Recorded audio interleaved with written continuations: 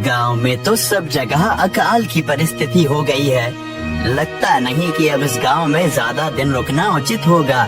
काम के लिए बाहर गांव तो जाना ही पड़ेगा। भूषण काम की तलाश में दूसरे गांव की ओर निकल पड़ता है। चलते चलते वह विजयपुर गांव में आ जाता है। वहां उसका रहने का कोई ठिकाना नहीं था और उसके पास कोई काम भी नहीं था। चलते चलते वह एक अमीर किसान जगत सेठ के पास आ पहुंचता है। सेठ जी, मैं भूषण दूसरे गांव से आया हूँ। हमारे गांव में अकाल की परिस्थिति हो गई है। लोगों के खेत सूखे पड़े हैं। गांव में बूंद बूंद पानी के लिए लोग तरस रहे हैं। अगर मुझे आपके पास कुछ काम मिल जाएगा तो बहुत कृपा होगी बड़े भाई। अरे रे, लगता है तुम्हारी हालत बहुत खस्ता हो गई है। ठीक है, वैसे मेरे पास एक काम तो है और लगता नहीं कि तुम वो कर पाओगे। सेठ जी, आप चिंता ना करें, मुझे आप कोई भी काम दे सकते हैं। मैं वो काम पूरी मेहनत और ईमानदारी से करूँगा। अच्छा ठीक है भूषण, तो कान खोल कर सुन लो। मेरे पास 50 गायें और 50 भैंसे हैं। तुम्हें हर रोज उन जानवरों का गोबर निकालना होगा और रोज सुबह शाम उन्हें चारा पानी देना होगा। महीने के आखिर में तुम्हें इस काम के लिए 200 रुपए मिलेंगे और हाँ, 2 वक्त का खाना भी हमारी तरफ से मुफ्त दिया जाएगा। बोलो, क्या तुम ये काम कर पाओगे? अरे बाप रे, 50 गाय और भैंसों को संभालना आसान काम नहीं है, पर अब मैं कुछ कर भी तो नहीं सकता।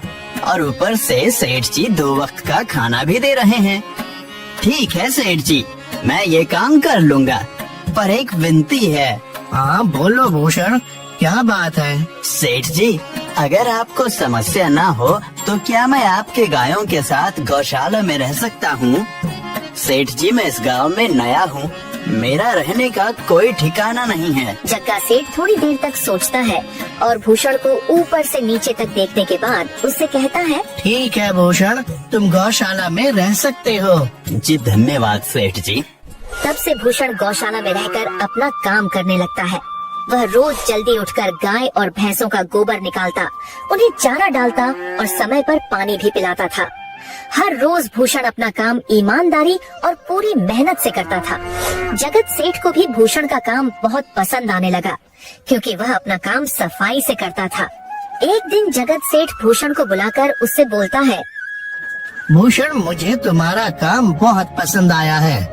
तुम गाय और भैंसों का अच्छा ख्याल रख रहे हो, इसलिए दूध की गुणवत्ता भी बढ़ गई है और गायें पहले से ज्यादा दूध भी दे रही हैं। इसलिए मैं आज से तुम्हारी तनख्वाह बढ़ाकर पूरे 400 रुपए कर रहा हूँ। आपका बहुत बहुत धन्यवाद सेठ जी। कुछ दिन ऐसे ही बीतने लगते हैं। भूषण जगत सेठ के पास बहुत मेहनत और ईमानदारी से काम करता है। धीरे धीरे भूषण के पास अच्छा खासा रुपया जमा हो जाता है, जिससे वह अपने लिए छोटा सा रहने लायक एक कुटिया बनवा लेता है। उस गौशाला में सोकर तो नाक से गोबर की गंध अभी भी नहीं जा रही। अब आखिरकार मुझे अपने घर में चैन से सोने को तो मिलेगा। तब से भूषण जगत सेठ के पास गौशाला में काम करने आता और 2 वक्त का खाना खाकर अपने घर सोने के लिए चला जाता था। कई साल ऐसे ही बीत जाते हैं। भूषण की मेहनत के कारण उसके पास अच्छा खासा रुपया जमा हो जाता है। एक दिन भूषण जगत सेठ से बोलता है, सेठ जी, आजकल गांव में चोरी की समस्या बहुत बढ़ गई है और मेरे पास कुछ रुपए भी जमा हैं जो मैंने अपने घर में रखे हुए हैं, पर मुझे उन पैसों की चोरी की चिंता हो रही है। आपको तो पता है कि मैं दिन भर आपके पास ही काम करता हूँ और सिर्फ रात में ही घर सोने जाता हूँ, इसलिए मुझे रोज उन पैसों की चोरी की चिंता सताती है। हाँ भूषण, तुम बात तो बिल्कुल सही कह रहे हो। आए दिन गांव में नए नए चोरी के किस्से सामने आ रहे हैं और दिन भर तो तुम्हारा घर खाली ही रहता है, तो चोरी होने की संभावना तो जरूर है। जगत सेठ थोड़ी देर सोचता है और फिर भूषण से कहता है, देखो भूषण, ऐसे समय में तो गांव में एक ही जगह है जहां पर तुम्हारा धन सुरक्षित रह सकता है, और वो है जमींदार का घर। क्या जमींदार का घर? हाँ भूषण, इस गांव के जमींदार बहुत ईमानदार और दयालु हैं। ऐसा मैंने कुछ लोगों से सुना है, और उनके घर पर बहुत सारे पहरेदार भी हैं, तो चोरी होने की संभावना बहुत कम है। तुम अपने पैसे उनके पास रख सकते हो। अच्छा, ऐसा है क्या सेठ जी? ठीक है, फिर आज ही मैं जमींदार जी से मिलकर बात करता हूँ और उन्हें अपनी समस्या बताता हूँ। उस दिन भूषण जमींदार जी के घर उनसे बात करने जाता है। टूडको, कहाँ अंदर आए जा रहे हो? वहीं रुक जाओ। जी, मुझे जमींदार जी से मिलना है।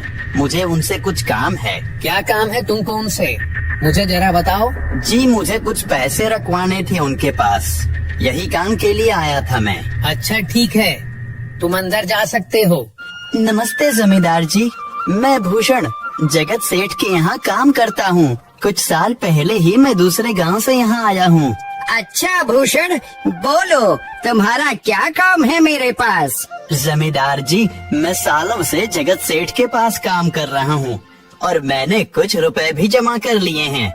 पर बात यह है कि गांव में चोरी की समस्या बहुत बढ़ गई है, तो मुझे अपने रुपए घर में रखने से डर लग रहा है।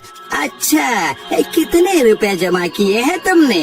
जमींदार जी, यही कोई 5 से 6 हजार रुपए होंगे मेरे पास। वाह, ये तो बड़ी रकम है। मैंने आपकी ईमानदारी के बारे में लोगों से बहुत सुना है, इसलिए मैं अपनी रकम आपके पास कुछ वक्त के लिए रखने आया हूँ। हाँ भूषण, तुमने बिल्कुल सही सुना है। तुम्हारी रकम मेरे पास पूरी तरह से सुरक्षित रहेगी। तुम अब चिंता ही छोड़ दो, मैं सब देख लूँगा। भूषण अपने पैसों की थैली जमींदार को दे देता है। ये पूरे 5,800 रुपए हैं, आप गिन कर देख लीजिए। गिनने की क्या जरूरत है? तुम तो जगत सेठ के आदमी हो, मुझे तुम पर पूरा विश्वास है। जमींदार जी, आपका बहुत बहुत धन्यवाद। अब मुझे चोरों का कोई डर नहीं है, क्योंकि मेरे पैसे सुरक्षित हाथों में हैं। अरे भूषण, कोई बात नहीं, धन्यवाद तो मुझे बोलना चाहिए, जो तुम मेरे पास आए अपने रुपए रखने के लिए। भूषण अपने पैसे जमींदार को देकर अपने घर चला जाता है। हाँ भूषण, तुम्हारे पैसे मेरे हाथों में ही अच्छे लगते हैं। ऐसे ही भूषण ईमानदारी और मेहनत से जगत सेठ के यहाँ काम कर रहा था। देखते ही देखते 2 साल ऐसे ही बीत जाते हैं। एक दिन भूषण सोचता है, अब बहुत साल हो गए जगत सेठ के यहाँ काम करते हुए। वैसे सेठ जी तो बहुत अच्छे इंसान हैं, पर सोच रहा हूँ कि खुद की जमीन लेकर उस पर मेहनत करूँ, तभी मैं बड़ा आदमी बन सकता हूँ। अब जो मेरे पास थोड़े कुछ पैसे हैं और जो जमींदार के पास कुछ पैसे संभालने के लिए दिए हैं, वो जमा करके थोड़ी जमीन खरीद लूँगा। आज ही जमींदार से मिलने जाता हूँ और अपने रुपए मांगता हूँ। ये सोचकर भूषण जमींदार जी के घर चला जाता है। जमींदार जी, मैं अपने रुपए वापस लेने आया हूँ। आपके पास मैंने 5,800 रुपए दिए थे संभालने के लिए। अरे भाई साहब, मैंने पहचाना नहीं आपको, वैसे कौन हो आप? अरे जमींदार जी, मैं भूषण हूँ। पिछले साल मैंने आपको पैसे संभालने के लिए दिए थे, याद आया कुछ? अरे भाई साहब, मेरे पास कितने सारे लोग आते जाते हैं पैसे रखने के लिए, और सभी के साथ मेरा अच्छा व्यवहार होता है। वैसे आपके पास कोई कागजात हैं क्या? क्योंकि मैं हर व्यक्ति से कागज पर ही व्यवहार करता हूँ।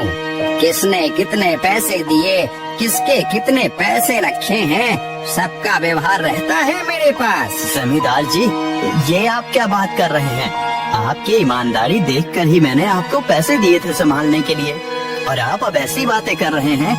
कृपया करके मेरे पैसे मुझे वापस कीजिए। हाँ भूषण, मैं ईमानदारी से ही काम करता हूँ, इसलिए तो तुमसे मैं डॉक्यूमेंट्स मांग रहा हूँ। क्या तुम्हें पता नहीं, जब तुम किसी से पैसों का व्यवहार करते हो तो तुम्हें स्टाम्प पेपर पर लिख कर देना पड़ता है। तुम किसी से भी पूछ सकते हो। नहीं जमींदार जी, मैं आपके पैर पड़ता हूँ, कृपया करके मेरे रुपए मुझे दे दीजिए। बड़ी मेहनत से मैंने वो पैसे जमा किए थे, मुझ पर ऐसा अन्याय ना करें। अरे क्या ये झूठ मूठ का रोना धोना लगाया है?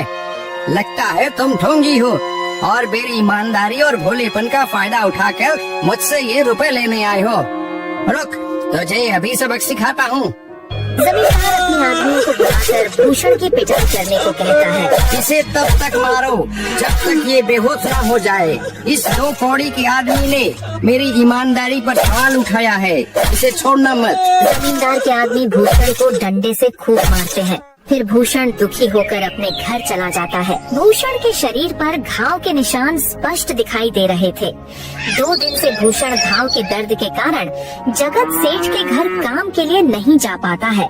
इसलिए अगले दिन जगत सेठ भूषण के पास आ जाते हैं। वह देखते हैं कि भूषण खाट पर सो रहा है और वह बड़ा ही चिंता में नजर आ रहा है। भूषण भाई, तुम 2 दिन काम पर नहीं आए, क्या हुआ भाई? तबीयत ठीक है ना तुम्हारी? कुछ समस्या है क्या?